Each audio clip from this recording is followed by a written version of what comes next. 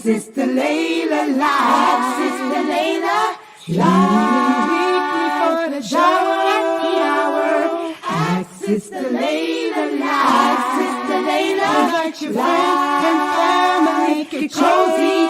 Ask Sister Laila.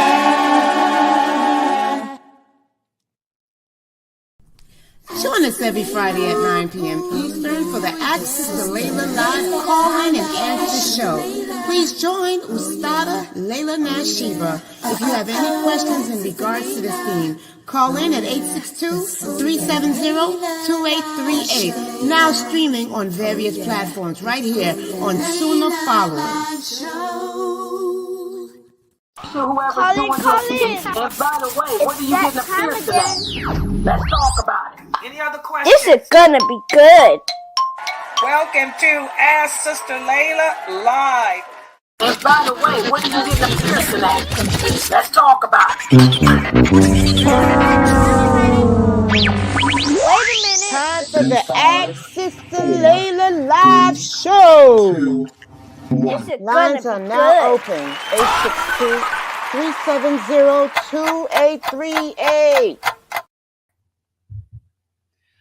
Ina, I spilled some coffee on me. Smells like coffee. Ina, alhamdulillah, wa salat, wa salam ala wa rasulallah. I like to welcome everybody to the Ask Sister Laila live show. This is our weekly show, whereas you guys can come and ask your questions about Islam. And inshallah, I try to answer your questions to the best of my ability. And if there is a question that I cannot ask, inshallah, I have Sheikh Abu Atayib, who is my personal teacher, on standby, who can inshallah help us with any questions. And again, there's different ways that you can get your questions answered. I am streaming live and simultaneously on YouTube, Facebook, Twitter, Rumble, Twitch, and Instagram and Telegram. All you have to do is just type your question, and I should be able to see it and I can answer it. Or you can join directly. Go to our website at www, where the finger is, www.sunnahfollowers.net. You can type your question there in the chat box. It'll come to us. Or you can join the Zoom room where you can use the personal microphone to ask your question. Or you can simply call us. Does anybody remember the call-in number? I never can remember it. Sorry, I'm a right brain person. Bright brain people, we know we don't remember numbers. What's the number again? 862. 862. Okay. 370-2838. And that's our call-in number. That's also the WhatsApp number. You can call us directly using that phone number, and I do have operators on standby, or you can put that into the WhatsApp group. That's our WhatsApp number. Or also, we do have a WhatsApp group. You can type your questions there on our WhatsApp group, and we should be able to see them too. But most people like to just, type their questions here on Facebook or YouTube or Rumble or Twitch, and inshallah, we get the questions answered. Excuse me, I'm talking a little bit too fast and just got through eating something. Okay, so I see I have a couple of questions here already waiting on me from my new shahadas, and I can understand why they're asking me these questions, because unfortunately for us, this is that time of year where the non-Muslims make a big bah humbug out of this celebrating the birth of someone that they claim to be the son of Allah, when Allah has no sons, he has no children, no wives, no partners, or any of that. So we get these type of questions every year. And one of the new shahadas here from my Reddit group is asking me about Jesus, alayhi salam. Jesus was a prophet and a messenger sent by Allah to the children of Israel to call them back to Islam. I want you guys to understand something that's very important. All the prophets were Muslim. All the prophets were Muslim. Adam was a Muslim. So was Solomon, David, Abraham, Moses, Jesus. Islam did not begin with the birth of the Prophet Muhammad sallallahu alaihi wasallam. Islam is an Arabic word that means total submission to Allah. And it began when Allah created the pen. The first thing that Allah created was the pen, and he told it to write, and it obeyed him. It wrote down everything that would happen from that moment until the end of time. So Islam began with the pen. It did not begin with the birth of the Prophet Muhammad sallallahu alaihi wasallam. What religion was Jesus? That's what the brother here is asking. Jesus was a Muslim.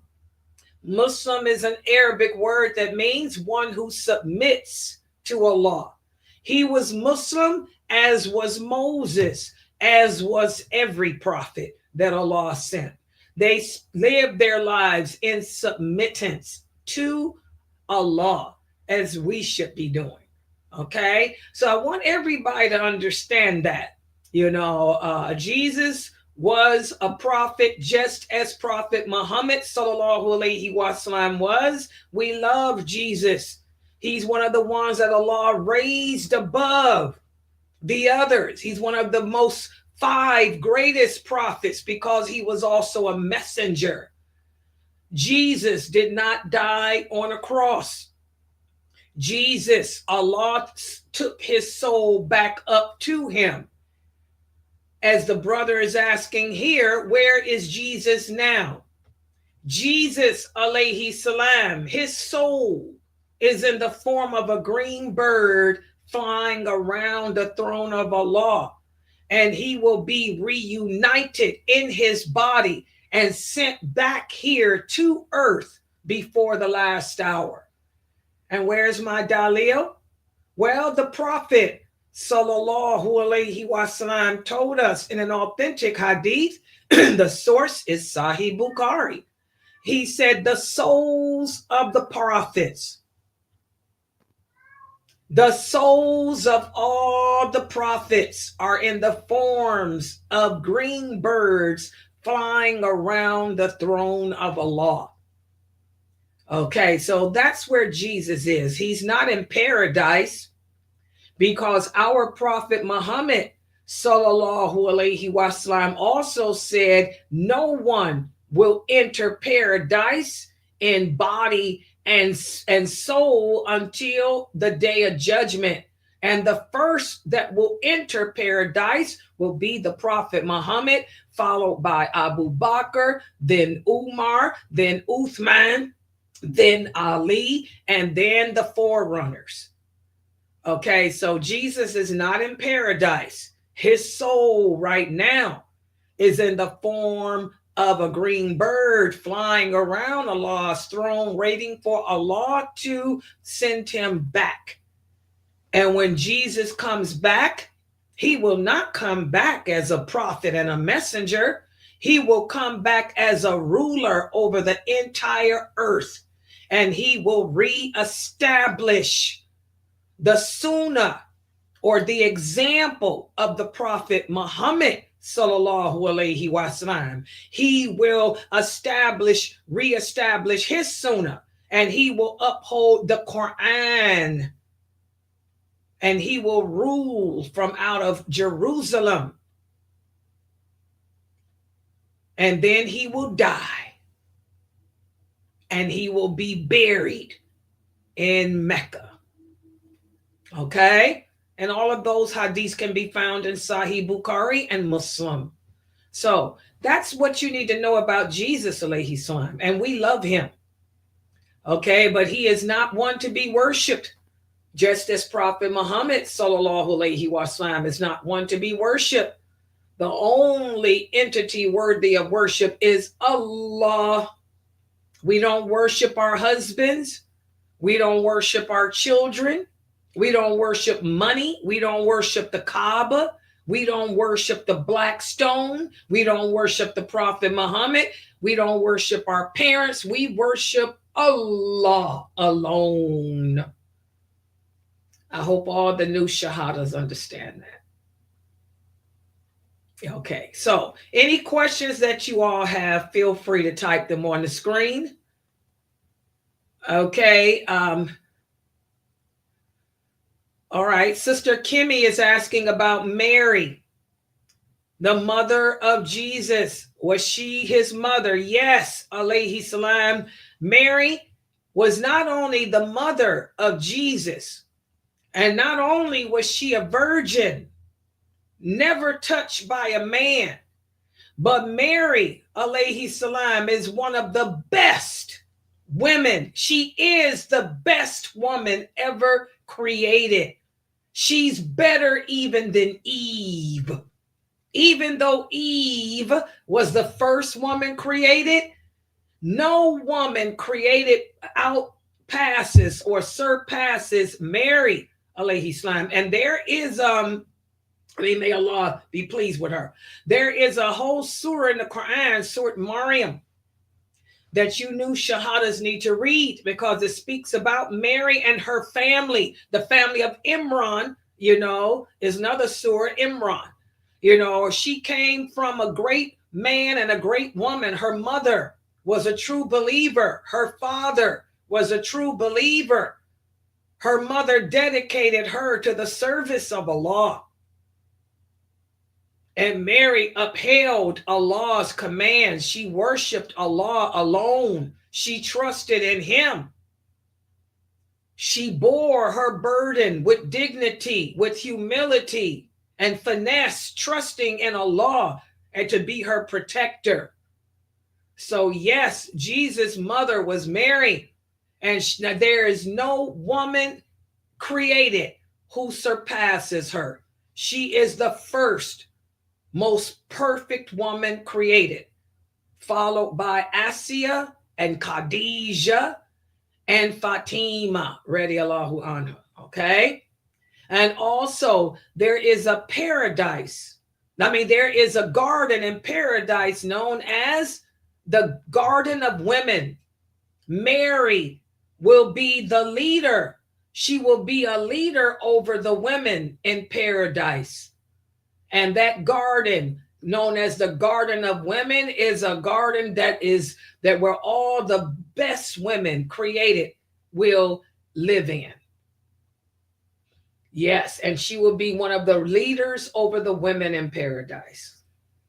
So that's a little bit about Mary, inshallah. Yes. Any other questions? Do we have any questions in Zoom? No questions. Is there anybody in Zoom to look at the question? Fame, you're in there? No questions. Okay, good. No questions. Okay. Yeah, go ahead. Just type them. Okay, I talked about that earlier today, and yes, I'll answer it again. Celebrating Christmas. What if your boss at your job offers you a present? Do I just throw it away? No. And I tell you guys this every year. You can accept gifts. I tell you guys, I went over those hadiths, the companions, the prophet, even the prophet sallallahu alaihi wasallam used to accept the gifts from the non-believers on their days. Okay? So no, you don't have to throw it away, but you can accept gifts, but we don't give gifts. And also depending on what kind of gift. Do you understand? If they're giving you a card that says Merry Christmas, what do you guys think? Do we accept that? If your boss gives you a Christmas card that says Merry Christmas and have a Happy New Year, Do you accept that? What do y'all think? What do you think? Anybody at Zoom? Yes. Yes. Okay. Anybody thinks that you don't? Your boss wants to give you a card that says Merry Christmas, have a Merry Christmas and a Happy New Year. No, we don't accept that. Can you tell us why we don't accept that, Pamela? Can you explain why that's a gift that we don't accept? A card that says Merry Christmas? Can you explain why we don't accept that? Can anybody, and this is common sense. It's not hard to figure out. Why is it that we can't accept a Christmas card that says Happy Christmas? Exactly, because this is associate. We don't believe in that. Remember, wala wal bara. El wala wal bara. Everything in our life, either we associate or we disassociate. We disassociate from anything that contradicts our Islamic ideology. Merry Christmas. What does that mean? They're saying have a happy day of worshiping something other than Allah. I'm not a person of shirk. So why would I accept that? So no, you let your boss know. I don't accept Christmas cards. So if your boss says, okay, I'm not giving you any Christmas cards, but just to show appreciation to all of my employees, I bought you some Bath and Body candles. Can I accept a Bath and Body candle? A candle from Bath and Body? What do you guys think? Yeah. Yes, because this has nothing to do, with associating partners with Allah. Accepting that Christmas card is the same as accepting a cross. If somebody gave you a gift of a cross, do you accept it? No. If somebody gave you a gift of a witch's, the 4-star of the witch, would you accept it? No, because all of that represents worshiping something other than Allah. So we distance ourselves from that. But a candle, okay. Does everybody understand? So yes, you can accept gifts depending on, first of all, what kind of gift it is. And also the person understands that, I'm not taking part in your holiday. Don't give me this gift thinking I'm going to come to the Christmas party. Because we don't go to the Christmas parties. We don't go to the company season parties. And this is one of the ways Shaitan gets us. Shaitan will use beautiful names to try to trick us. Just like instead of calling it a birthday, how many of you celebrate born days? This is my born day. That's still haram. You're worshiping yourself. You're worshiping someone. So just because the company calls it a seasonal winter party, we don't take part in that. Change the words is all still the same. So no, you don't partake in no company parties. Yes, if they offered you a turkey, okay, who gonna turn down some food? Yes, you can take that. If they offer you a bonus check, you be crazy not to take it. Okay, so yes, you can accept gifts. I mean, the Prophet accepted the gifts from people on their days, and so did the companions, but just don't partake in their celebration of stuff. Y'all understand that? Okay, here's another question, Sister Asma. She said, Assalamu alaikum. Wa alaikum salam, Sister Asma. She said, my son wanted to know when you pray Sunnah prayer at the masjid and they start the obligatory prayer, do you stop praying? Yes. You stop praying it because the Sunnah prayers or the voluntary prayers, they do not out-trump the obligatory prayers. So if the Adhan is being called and you're doing a Sunnah prayer, you stop this, you salam out and join the line with the Imam, and Allah will reward you. You will get the reward of that Sunnah prayer because of your intentions. And that's another way that Shaitan, your personal jinn, will try to trick you up. He'll make you think that the voluntary deeds outweigh the obligatory ones when they don't. Yes, good question. Okay, any other questions? Go ahead. We have a question here. The question is, since we cannot take any parts of this holiday whatsoever, then what do we do with our children if they feel left out and sad because they see all of their teachers and classmates in school are all geared up and excited for the holidays? That shows how I hate to say this, but I'm going to be straightforward. That shows that you are a failure as a parent. You are a failure as a parent, because if you're raising your children to believe La ilaha illallah Muhammadur Rasulullah, they should know that they're Muslim, number one. And there's a big difference between us and those non-Muslims. First of all, this is another reason why your kids shouldn't be in Kafir school. So you done failed your kids that way too. But if you're going to put your kids in Kafir school, and if you are a true Muslim parent, you should be raising them to understand that you're better than them, that they don't believe in Allah. You do. They worship people.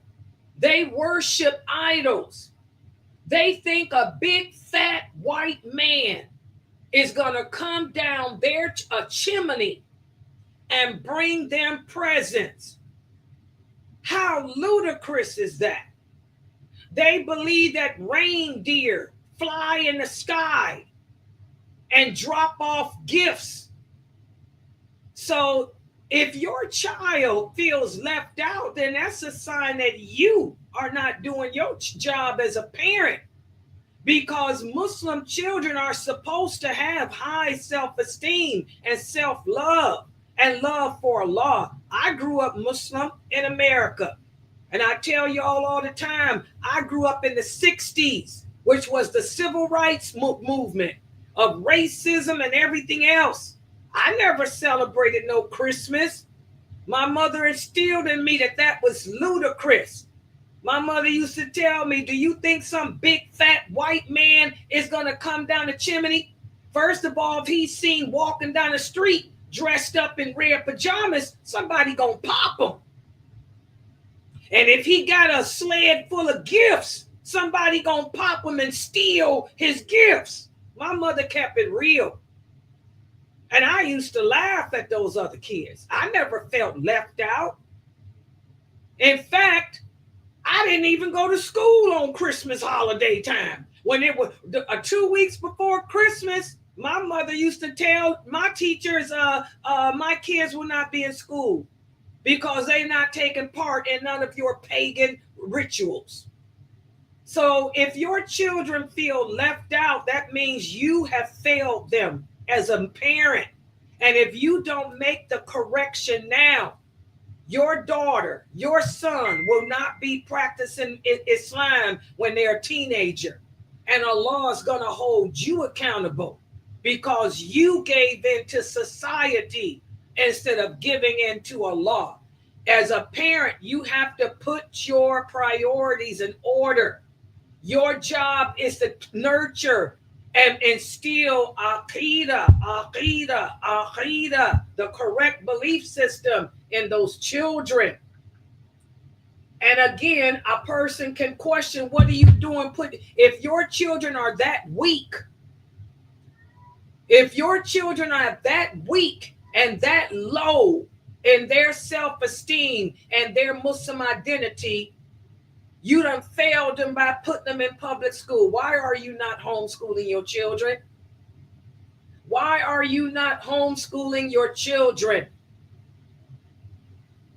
I mean, I can answer that question so many ways. It all falls on you as a parent, because no children, they're more acceptable of the truth than you are, because their fitra is there. Your fitra might not be there because you may have been westernized, but the child's fitra is there. So that means you're not nourishing it. So if you got a kid feeling that way, you better look at yourself as a parent and ask yourself, where have you gone wrong? And make yourself right with Allah. And Allah knows best. Does that person understand the answer? Yes, they did. And Sister Nia, go ahead with your question. Okay, so I'm a new shahada, and well, thank you for having this question and answer session tonight. What should I do in the situation of, I have my niece, and I haven't celebrated Christmas for a long while, but before I came under the fold of Islam, when it came to Christmas, I would just let her know Christmas doesn't happen in my house because we don't believe in, no white man coming and, breaking in our house annually to eat our cookies and to drink our milk. Like, food costs too much. Like, so that's what I tell her. So this year, she's like, well, I know I can't be at your house to celebrate Christmas because you don't want Santa Claus to break in, but like, how can I, because like, she's going to still be under the influence of her mother regardless. What can I do, in our situations to help? Just tell her the truth. I've met her. She's intelligent as heck. You just tell her the truth. Tell her that she's been coming to these classes. Ain't no man the son of God. Just tell her the truth, because she knows her fitra is there. You just tell her, that Christmas is a bunch of junk, don't you? You understand that Christmas ain't nothing but another day that the people make money off of stupid people. You know that God ain't got no son. You know that ain't no fat man and no reindeer got nothing to do with God.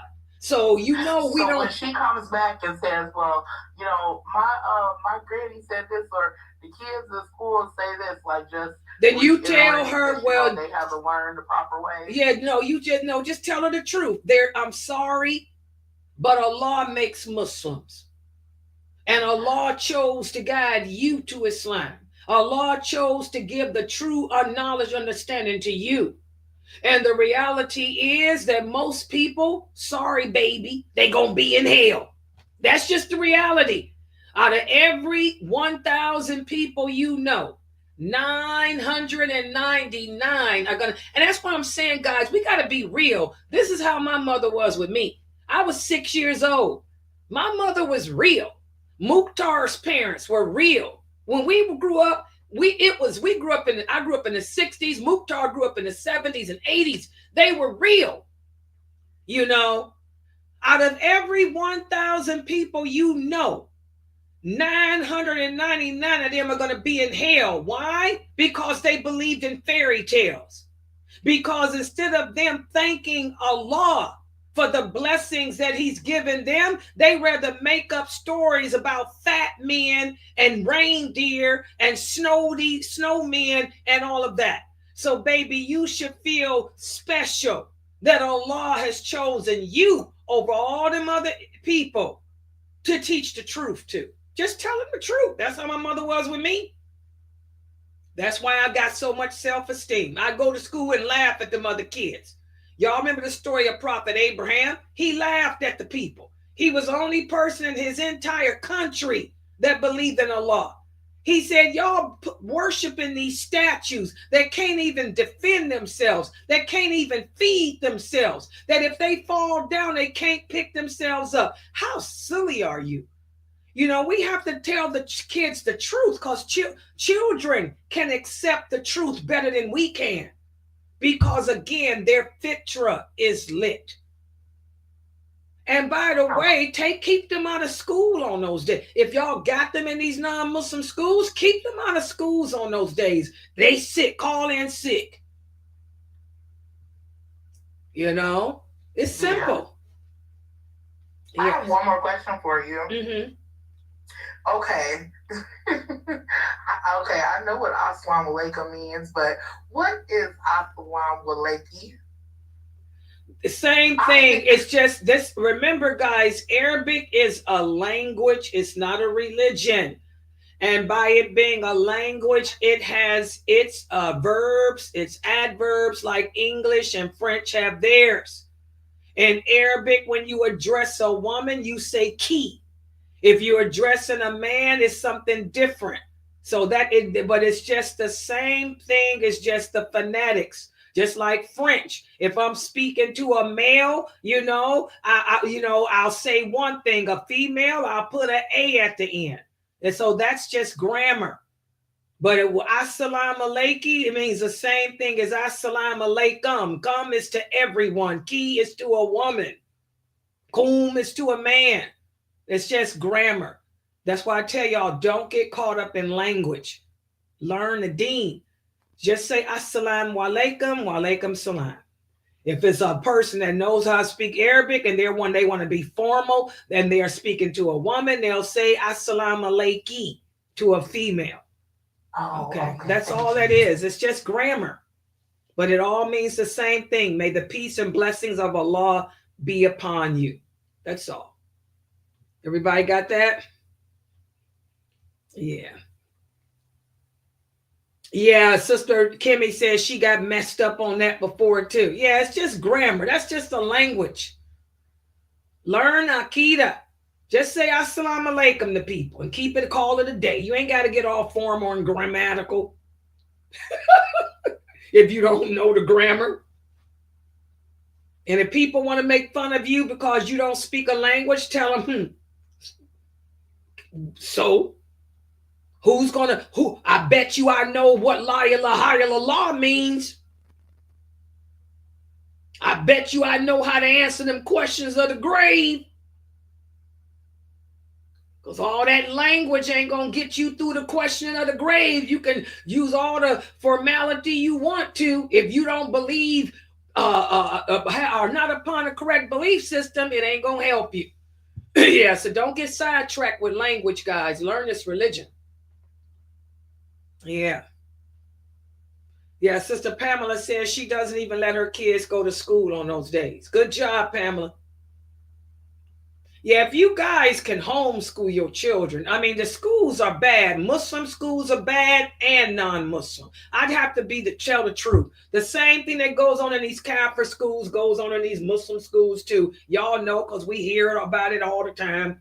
You know, if you guys can homeschool your children, that is much better for you. You know, homeschool your kids, man, because the world is a bad place and it's getting worse and worse and worse. And if kids don't have self-esteem and about their religion and their identity is messed up, what are you doing as a parent? That's bad. Yeah. Yeah. Any other questions in there? Okay. Yeah. Go ahead, brother.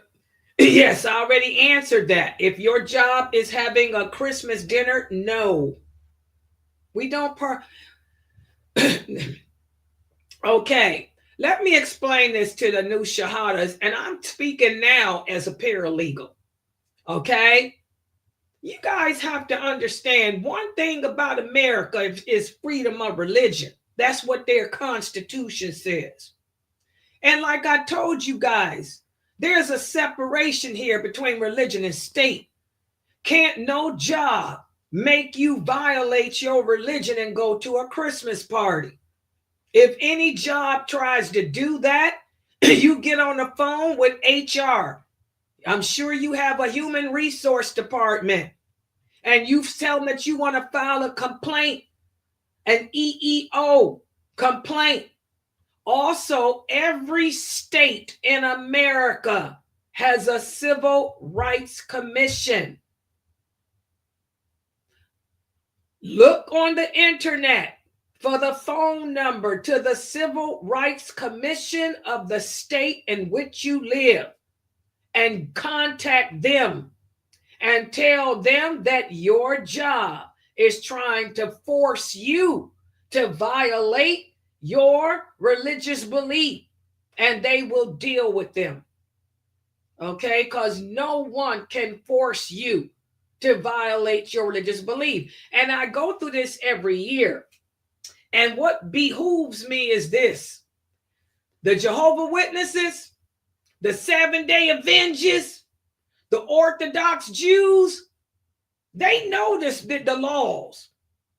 Jehovah's Witness, Seventh-day Adventists, Orthodox Jews, ain't nobody gonna even try to make them participate. It's you Muslims that have to get educated. Like the prophet said, we don't have the intelligence of the Christians.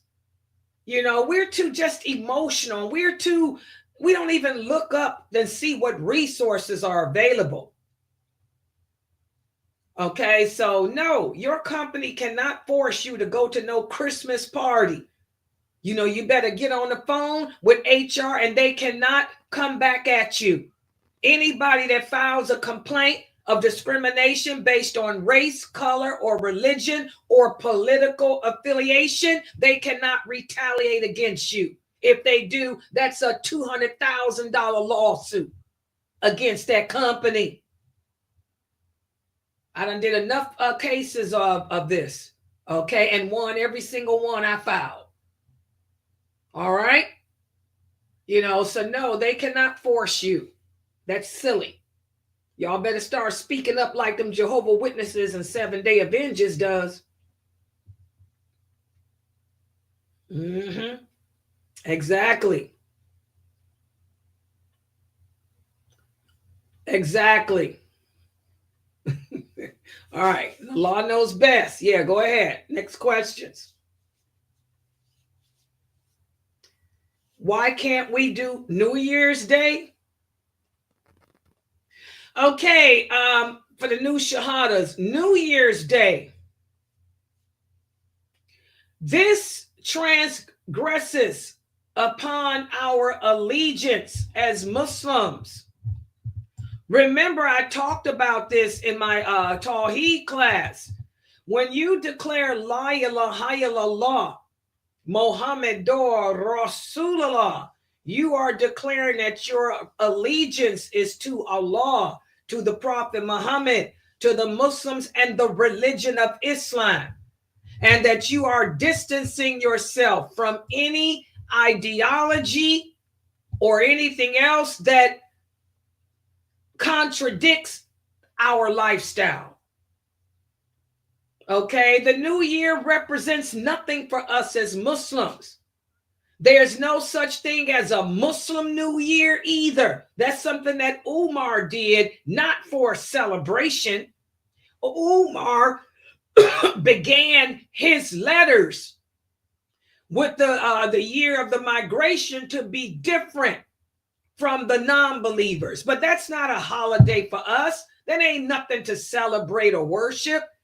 New Year means nothing to us. And that's why Umar did that, to show them that this is nothing. So we don't celebrate New Year. A New Year represents nothing for us. If there would have been a New Year in Islam, it would have been Ramadan, because Ramadan is the month of change.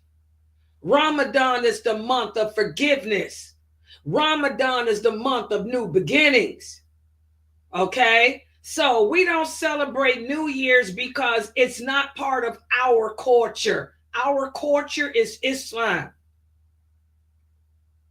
It represents nothing for us. It's not going to bring us closer to Allah. And we definitely don't believe in the garbage that the non-Muslims carry into New Year. Does everybody understand that? So again, it all falls back upon allegiance. El-wala wal-bara. Your allegiance is to the religion of Islam, not to the Kafir way. We don't imitate them. We do the opposite of them. The prophet said, do the opposite of them. Do the opposite of the jinn. Do the opposite of the non-believers. So we don't partake in New Year celebrations. And we definitely don't make New Year resolutions. We don't believe in that. We believe that resolutions are made every day in our life. Every day we evaluate ourselves. Every day we check to see what weaknesses we have and what strengths we have. Every day we evaluate to see if we need to repent, and we repent as often as we can. So New Year totally contradicts our Islamic way of living and thinking. So we don't take part in it. We do el-bara. El-bara. Everybody understand that? So it's not a matter of worship. It's a matter of allegiance. Where's your allegiance? To the New Year? We got Ramadan. Ramadan is the month of change for us. All right. Okay. Any other questions?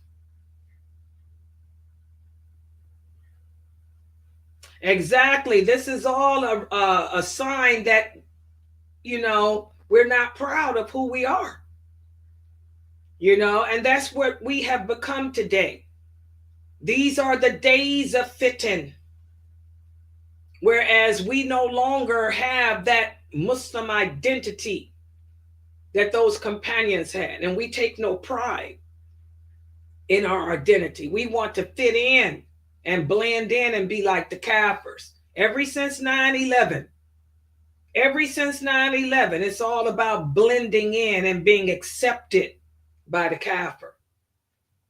Okay, any other questions or comments? The next question is it okay to buy my spouse gifts and flowers on Valentine's Day?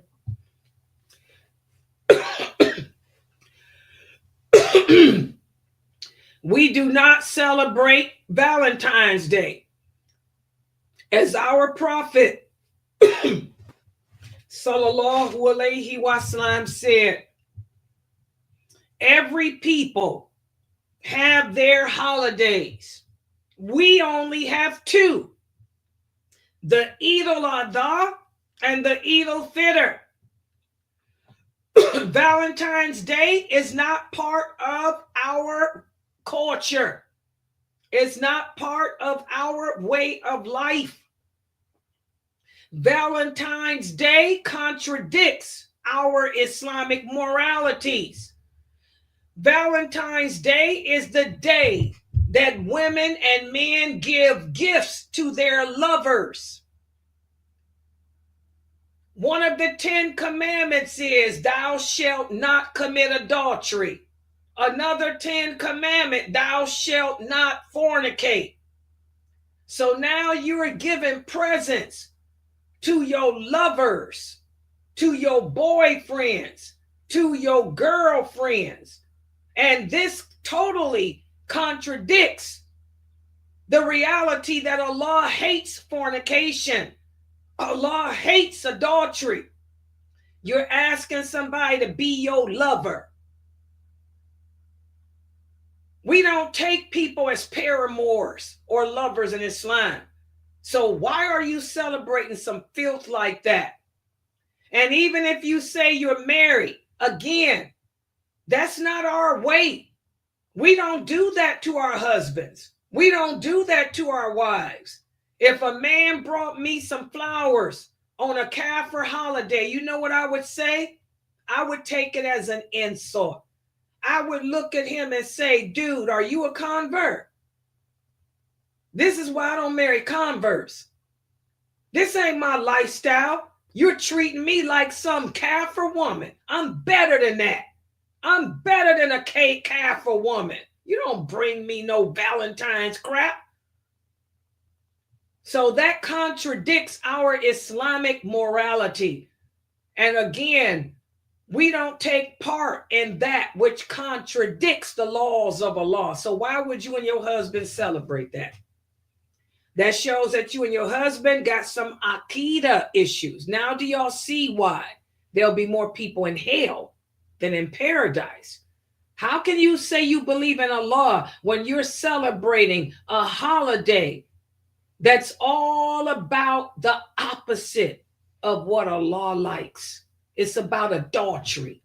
It's about fornication. That's Valentine's Day. Valentine's Day is not even about marriage. It's about lovers. Your secret lovers. We don't believe in that crap in Islam. So why would you and your husband celebrate that? Something wrong with y'all. We got some issues. All right, Allah knows best. I hope I made it clear. 2 holidays. Only 2 holidays we got is Eid al-Adha and Eid al-Fitr. If it's not Eid al-Adha or Eid al-Fitr, we don't take part in these Kafir holidays. These are Kafir holidays. Remember, the Prophet Muhammad said, anyone who imitates a people, you are one of them.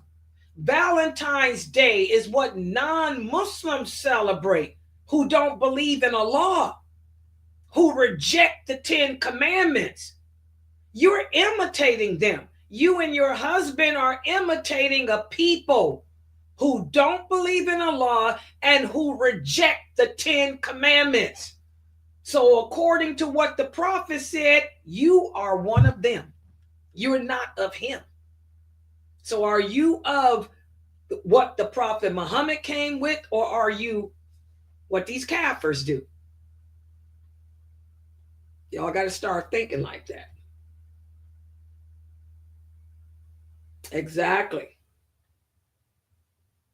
What about if I wanted to celebrate my son's graduation or the day me and my wife got married? There's nothing wrong with that because those are not holidays.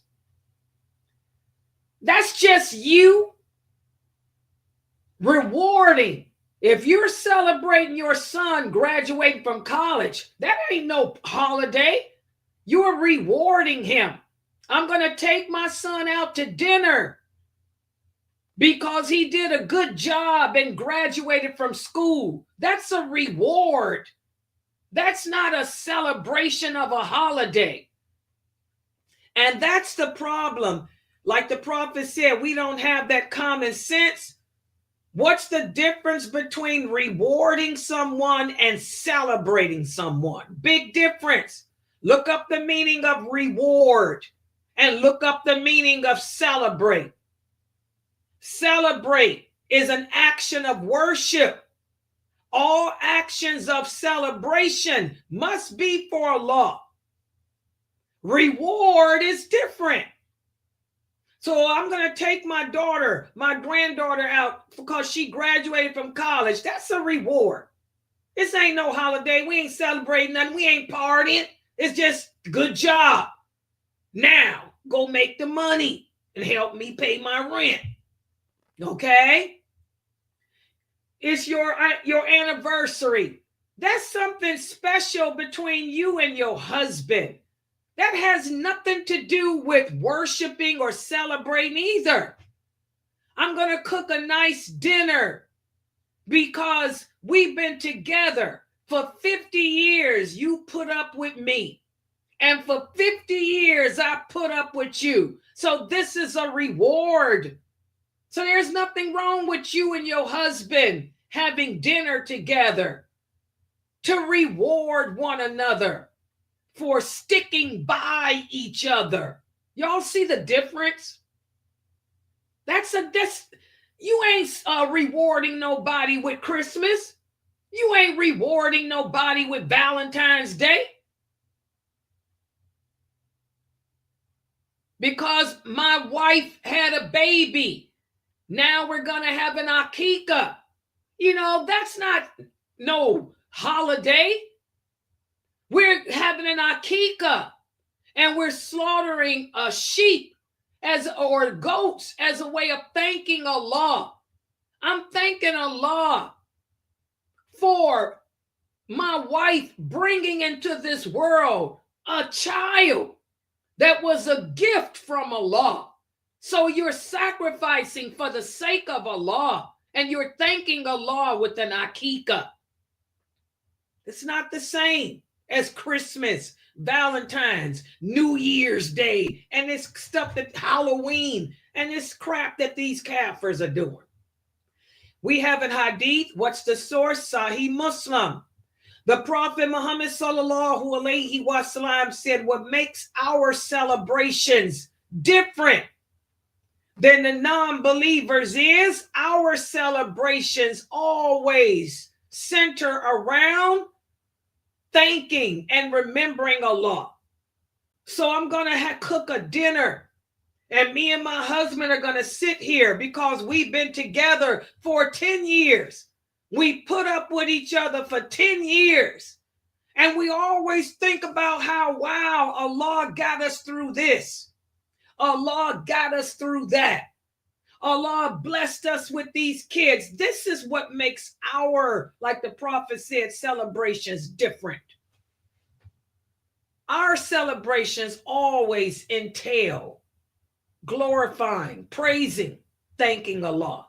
Whereas the non-believers, it's all about drop it like it's hot. Party. All right. Any other questions? Hope I'm making this clear.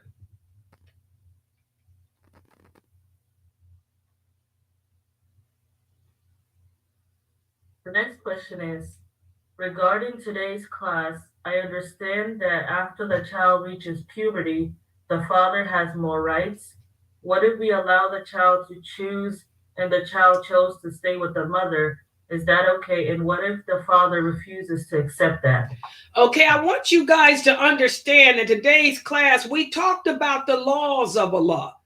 Those are the laws of Islam. But of course, as an ex-husband and wife, we can make, like I said at the end, our own decisions. I mean, such as the man can say, you can keep your kids. A lot of men don't want to raise no children. It takes a certain type of man that's going to take them kids from you. Most men don't want to be bothered, especially African-American men. That's just part of slavery, I guess. I don't know. Okay? But like we said, the husband and wife can make other alternative agreements.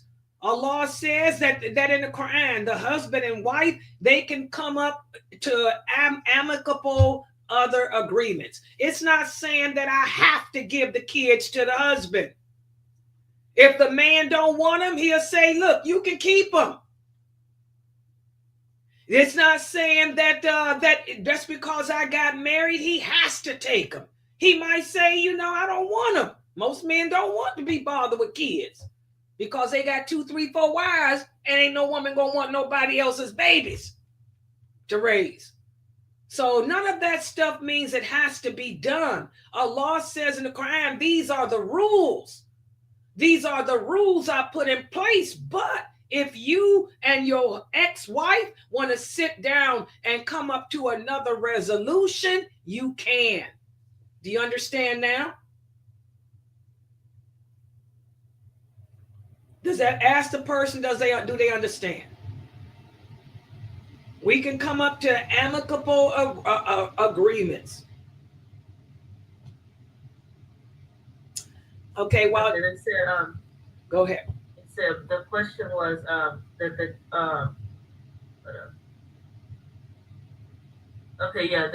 they allow the child to choose, and the child chose to stay with the mother, but the father says he wants the child. She wants to know what. Well, if the father said he wants the child, then he gets the child, because since when do a child tell you what to do?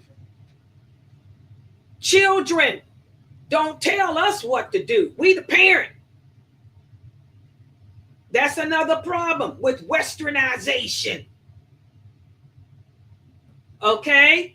If the father wants the child and the child wants the mother, too bad. The father takes the child. That's just how it is. Now, he could say, well, I don't want you either, and tell you stay with your mama. But understand, I ain't giving you no money. He might come back at you like that. But the bottom line, what I taught you today are the laws. Now, if you got some quirky situation like that, if a child says, I want to go and stay with mommy, the father still has the right The law is the law. But if the father agrees to let you keep the child and he tell you, well, guess what? I ain't paying no money. Then you reap what you sow. You understand the answer now?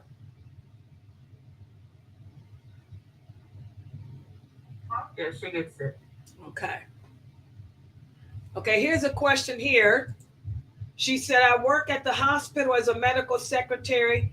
At the hospital, they use the they pronoun if they don't know the gender of the patient arriving. As a secretary, I can the gender. I don't know what you mean by I can the gender of the patient. What does that mean? I just call them him or her because I can see the gender. You don't do nothing. I keep telling y'all about this gender crap. Allah does not hold you or me accountable for the sins of somebody else. You are a secretary. Your job is to just type into a computer what they tell you to type. You don't know that person. You are not that person. That person ain't even a Muslim. So you're not held accountable for them. If that person calls themselves Gay Blade, then you just type in a computer, Gay Blade said whatever. Allah doesn't hold you accountable for Gay Blade. Do you understand? These are kafirs. And you're at a job. Do your job. Allah doesn't hold you accountable for what that.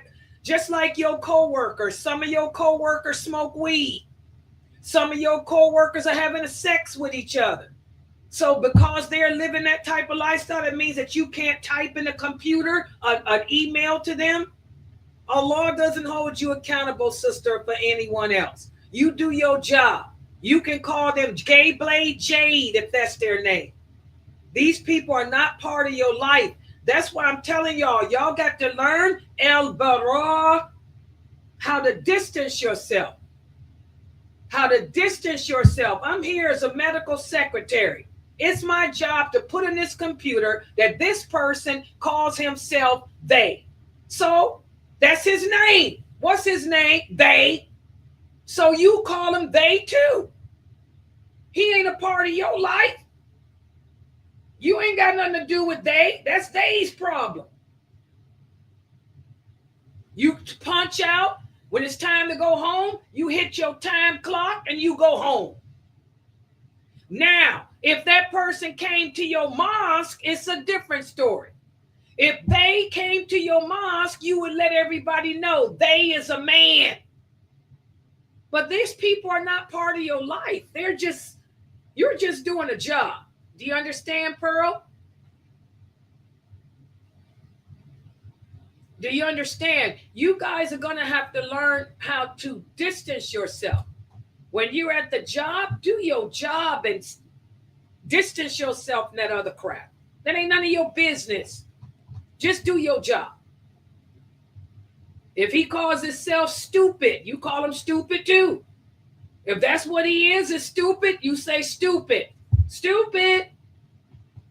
If he calls himself dog, what do you care? You're just doing your job. He ain't in your life. He's a kafir. Kafirs do all kind of crazy stuff. Yeah. Okay, you understand, Pearl? Yeah, and I understand what you're saying because, you're a medical secretary. And by the way, I'm proud of you. I always put my heart out to the people in the medical field. Y'all know that. Yeah, well, this is your job. Okay? So whatever their name is, that's what you call them. If they call themselves Dubaga, you call them Dubaga. What they got to do? You're just doing your job. This is business, not personal. You know what I'm talking about?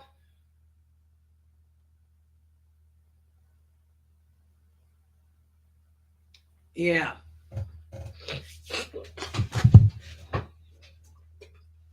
Yeah, so if you're a medical secretary and it says in a computer that this person will refer to themselves as they know, that ain't got, you got to learn, guys, we obey a law in our life. This is a job. You're not held accountable for what other people are doing. Most people in the world are going to be in hell. Most people on earth don't believe in a law. Most people on earth are gay. Most people on earth do drugs. Most people on earth smoke. They fornicate. They adulterate. Do you think Allah is holding you accountable for what everybody else is doing? Now, if you decided to be gay, and if you called yourself a man when you were a woman, now you're held accountable. Do you understand? You're not held accountable for the sins of nobody but yourself. Yeah. Okay, here's another question. Let's see. What if the man wants to only give what he wants to give? No agreement. Yes, go to court. Exactly. Sister Bantu. Exactly.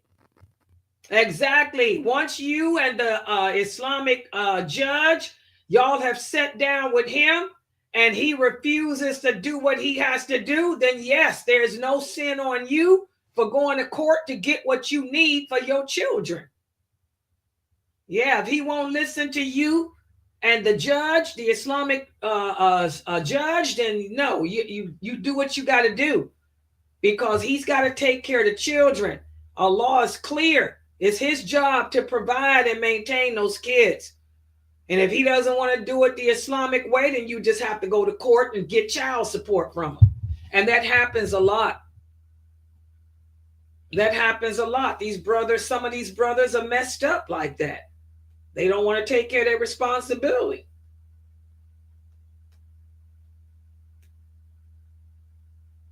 Okay, any other questions?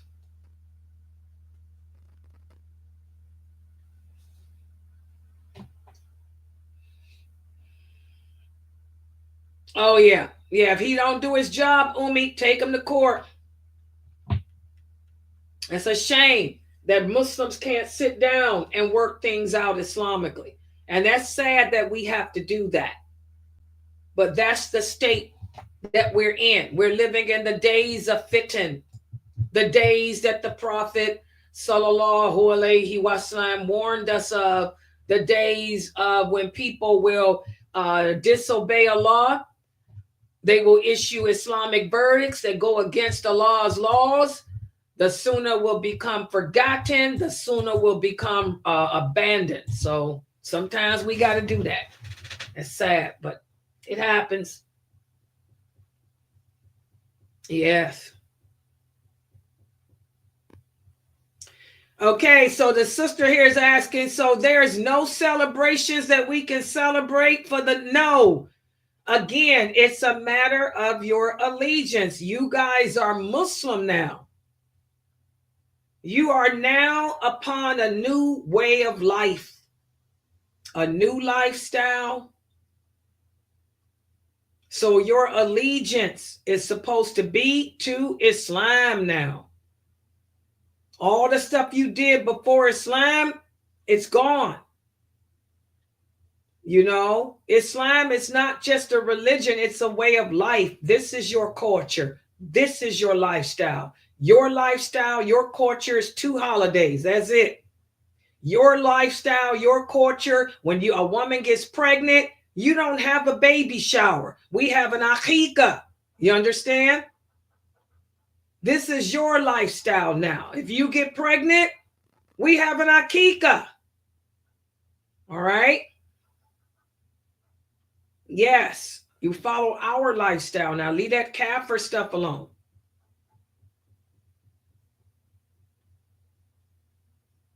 Exactly.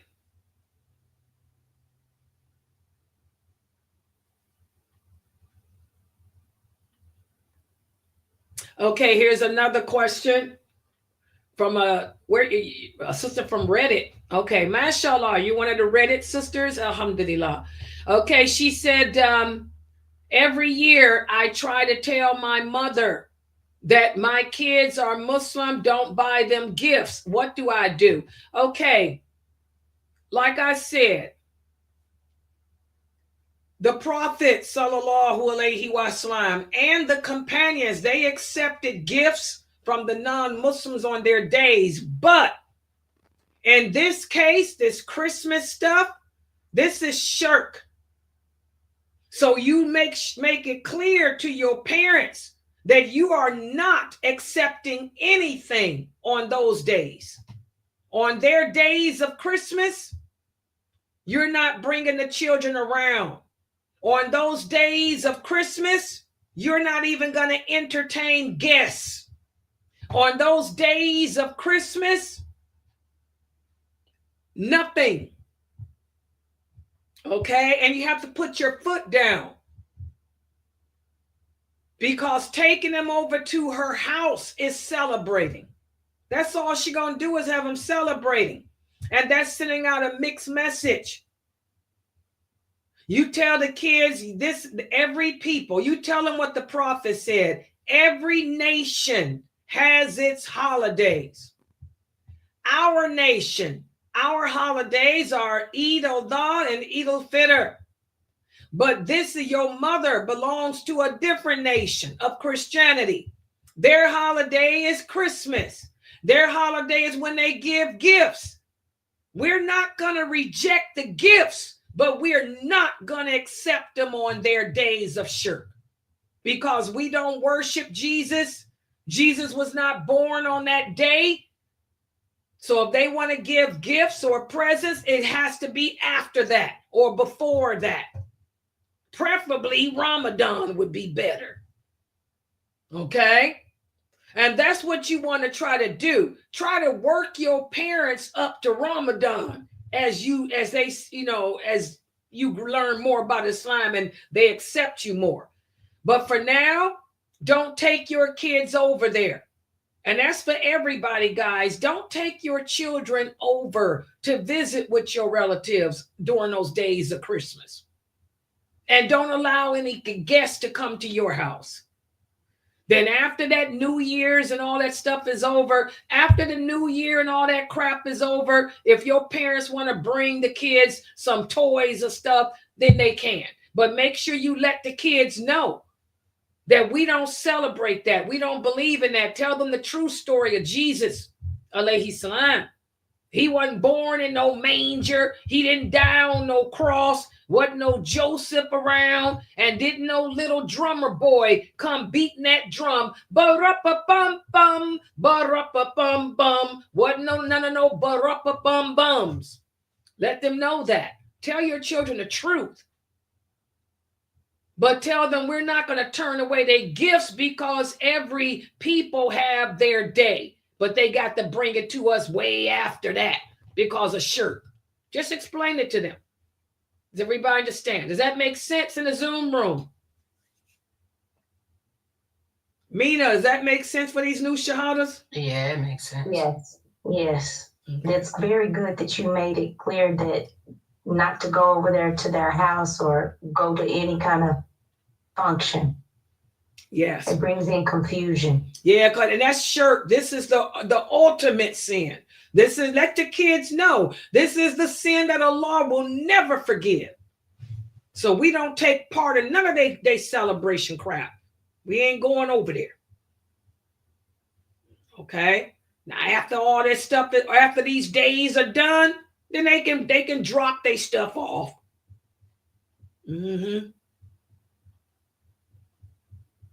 Walaikum salam, Brother Fahim.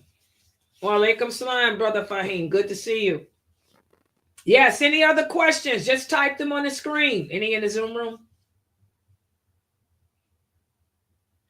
Yeah, the next question is, as a new Shahada, when will I get to the point where I will not care about any of these holidays and be content with what Allah made lawful for us as Muslims? How do I become strong like you? Okay, this is a lifetime, a commitment to Allah. I want you, all the new Muslims, to remember, Allah says in the Quran, just because you say you believe in me, don't think I won't test you. So when you guys took Shahada, you said you believe in him. So now he's going to test you to see if you do. If you're going to choose him over these Kafir holidays, choose him over parties. And the way you get that is by building up your belief in Allah, your faith in him. The more you guys come to my classes, you guys have to participate in my classes, and your faith will continue to grow. Next year, you should be able to look at yourself and say, wow, I was there that year. Now look at me. I don't care about Christmas now. But it's not going to happen overnight. You got to continue to learn about your religion. Come to my classes. You got to learn about the Prophet, sallallahu alaihi wasallam. You have to pray your prayers every day and ask Allah to strengthen your faith. Ask Allah to strengthen your belief in him, and ask Allah to give you the ability to submit to him without question. The companions did that. They used to make dua. They used to ask Allah, oh Allah, strengthen our faith. Oh Allah, make us submit to you in everything you say. So just make a lot of dua. I'm this way because I was born and raised Muslims. You guys are converts. I came from a strong family. Like I said, I grew up in the 60s. That was the civil rights period here in America. Those were the 60s were some of the worst times in American history. And I grew up with the Malcolm X era. Okay, my stepfather, Mukhtar's father, they came from Malcolm X, man. They came from the Black Panthers and all that, the Black nationalists, Malcolm X. Okay, so it's different for me. And my mother was strong. My stepfather strong, and they instilled this in me when I was 6 years old. Parents today are more concerned with money. We're more concerned with making money than we are instilling that Islamic identity into our children. So it's gonna just take time, you know, and make a lot of dua. Okay, that the Prophet said each generation of Muslims will become further and further and further away from the truth. I grew up in the 60s.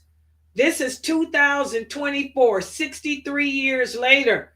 The Muslims today are not on the same level that the Muslims were in the 60s. In the 60s, America had the draft. They were making you go fight in Vietnam. The Muslims in the 60s in my era stood up and said, we'll go to jail rather than join the war. And a lot of Muslims went to jail rather than join the war. But Muslims today, the kids are joining the army and stuff like it's nothing. And they're not even being forced. So each generation becomes worse. And like I said, I'm an old woman. I'm 63 years old. In the 60s, we died for what we believed in. There were a lot of men and women who died for the right to be Muslim. The right to say La ilaha illallah. Malcolm X died for that. He died, to instill true Sunni Islam here in America. That's the era I'm from. That's what my stepfather was with. That's who Mukhtar's father was with. That's who Khalid Yassin was with. We're from a different era. People are weak and broken today. Yeah. Next question.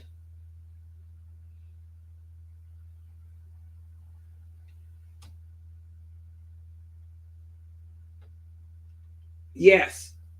No, we don't do that either. No Christmas trees, none of that stuff. None of that. No Christmas lights, no Christmas trees. No, none of it. What if your job asks you to decorate? Tell them no. Tell them no. It's not a part of my religion. And if they try to make you decorate, you contact human resources. Just like the Jehovah's Witnesses do. They don't decorate either. The Seventh-day Evangelists, they don't decorate either. You Muslims better get on the phone and call HR and say you want to file EEO or contact your state civil rights commission. They can't make you decorate. That's against your religion. Freedom of religion here. If they got the right to be gay and call themselves they, I have the right to be Muslim and not decorate.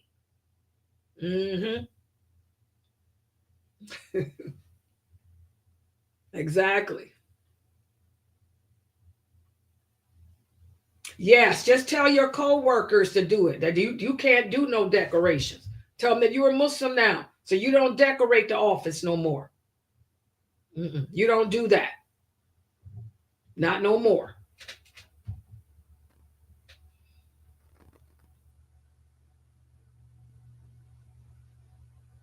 Yes, and they can't fire you. Okay, guys, I don't know if y'all can see what she typing. She said that she works for a dental office, and every year she used to do the annual decorations. She likes to decorate. She would decorate the office for Christmas, for New Year, for Easter, and all that. She's saying that now, what is she going to do? And I'm telling her, no, you don't. You tell somebody else. I don't do that. I'm a Muslim now. And I hope you're wearing your hijab, right? And that's another thing I want to talk about. You can't let these non-Muslims see hypocrisy within you. You're going to look pretty foolish telling your co-workers that you cannot decorate the office because you're Muslim, but you still got your hair weaves on. You got the Cardi B pants going on, the Nicki Minaj chest. You know, respect is earned, not given. And that's something that you Muslim women have to understand. You want them to respect you as a Muslim woman, then you have to respect yourself as a Muslim woman and show respect to Allah and to the rest of the women in the world who are Muslim by dressing the part too. Your boss is going to look at you as a hypocrite. Oh, you Muslim now? Why come you Muslim when it's time to decorate, but you ain't Muslim when you flirting with me behind the closed doors? Y'all get what I'm saying? You Muslim, you don't look like them people on TV. You look like Cardi B. So you sisters, I hope you women are covering up. I hope you women are dressing the way you're supposed to. Otherwise, they're not going to take you serious. And I know that as an ex-union rep and an ex-paralegal. Oh, yeah. Y'all, let me tell y'all what happened. I used to work for the government. When the COVID came out, the first thing they did was order the men to shave their beards. I'm a paralegal, and I was the union president. I stood up. I said, not the Muslim men. I said, I filed an unfair labor practice charge. I said, ain't no Muslim men in this state, for this state, shaving their beard because it's a violation of their civil rights. You know, I won that. I didn't even have to take it to court. They knew I was going to win it. So they said, okay, everybody got to shave their beards except the Muslims. Y'all want to know what happened? Here comes these hillbilly co-workers claiming that they were Amish. I'm Amish. And then somebody else come, I'm Muslim too. because where I live, in the southern Ohio, they like to wear beards. I said, oh, here we go. Now everybody's Amish, everybody's Muslim, because they didn't want to cut them beards off. Of course, it didn't go nowhere. They had to shave their beards because we knew that they weren't Amish. We knew that they weren't Muslim, but none of the Muslim men in my field shave their beards. Okay, so again, hypocrisy. Nobody's going to respect you if they see hypocrisy in you. So you sisters, y'all can't play the Muslim card because you don't want to decorate. But you sitting there with no hijab on. You sitting there partying at the bar every Friday with them. You're sitting there dating your coworkers. Y'all get what I'm saying? You got to be the part. Because I won that. No Muslim man had to shave his beard. And them other ones that tried to pretend to be Muslim, it didn't go nowhere. They had to shave theirs. Okay? Respect is earned, not given. Okay, any other questions in there?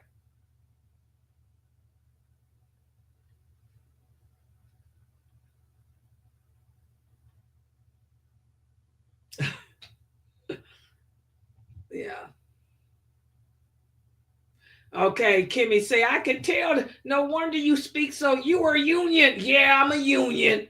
I was union and paralegal, legal investigator, the best. All right. Any other questions in there? Go ahead. Yeah. Yes. Okay, the sister here is asking, so what about this? She said, if my parents make dinner and just bring me a plate, she said, I don't go to participate. She said, but my parents make good food. She said, can I eat the food? Yes. That's something I would encourage you to do. I wouldn't encourage, you guys are new to Islam. So I wouldn't encourage you to go to the family gathering because you're weak. You're new to Islam. The temptation will be too great. But tell your mama to drop you off a plate of food. Oh yeah. Your mother likes you to try her candied yams. Yeah, all right. Drop me a plate off. Keep it moving. Who else got a plate? Drop it over, auntie. Keep it moving. Grandma, let's bring it. I can eat for the whole week. Put it in the freezer. Yeah, you can eat the food if they drop it off to you like that. Yeah. But I don't encourage you going over there because you're new. Kimmy, you guys are new to Islam. Y'all going to be weak. You're going to sit there jingle belling. You'll be sitting there Christmas caroling. Mm-hmm. She say no, she just wants the food. Yeah. Well, you can eat the food. Long as it ain't no pork or nothing. You know that, right? Yeah. Exactly. Drop that sweet potato pie off. Drop me off some apple cobbler. Turkey. I'll eat the turkey and dressing too. Yeah. Okay, yes, the religion is easy, guys. Islam is not hard. Islam is easy, but you have to learn it. We make it hard upon ourselves when we don't learn it. That's what the prophet said. Ignorance is bliss. If you don't, ignorance. Allah hates an ignorant person. We have to learn our deen. And you'll find out that Islam is a beautiful way of life. Everything makes sense. Allah told us how to live amongst the non-Muslims because Allah said that the non-Muslims will always outnumber us in this world. There'll always be more non-Muslims than Muslims. So Allah taught us how to live amongst them. how to get along with them. He taught us when to distance ourselves from them. Allah taught us that. We just have to learn it, though. Yeah. Any other questions? Any in the Zoom room? Family? That's all. Okay, guys. Well, alhamdulillah, we've come to the end of our Q&A. And by the way, did y'all say we got Sister Samat tomorrow? Okay, yeah. Tomorrow we have Sister Samat's class on the names of Allah. That's at 10 a.m. Eastern Standard Time. Dr. Asim canceled his class. So tomorrow we have Sister Samat at 10 a.m. Eastern Standard Time. She's doing the names of Allah. And then we have my class at 6:30. I'm going to start my new class, my new series. Guess what it's called, Brother Amir? The sins of disbelief. How many of you have been asking me to talk about the sins of disbelief? And by the way, celebrating Christmas, that's a sin of disbelief. What does that mean? That means if you die upon these type of sins, you die a kafir, basically. Yeah, we're going to talk about that. That's going to begin tomorrow at 6:30. And then also tomorrow, let me see if Dr. Jamali is back. Wait a minute. Dr. Jamali.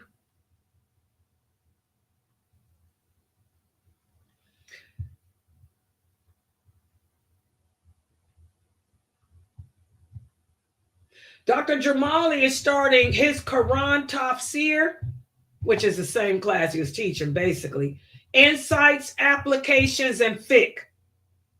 Dr. Jamali will be teaching Quran Tafsir, insights, applications, and fiqh. I think, when was his class, May? Was that on Saturdays? Because I told him to keep his regular day. Yes, Saturday at 9 p.m. So tomorrow we have Sister Samat at 10. We have my class at 6:30 and Dr. Jamali at 9, inshallah. Okay, any other questions? Oh, is it? Oh, you know what, guys, it is. She's right. I have one last class. I didn't talk about the laws, did I? Okay. My class on the sins of disbelief will be Sunday, but tomorrow is allies. Yeah, you're right.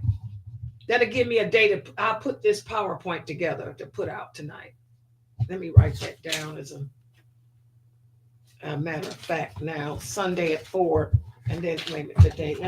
Girl, I gotta make memos.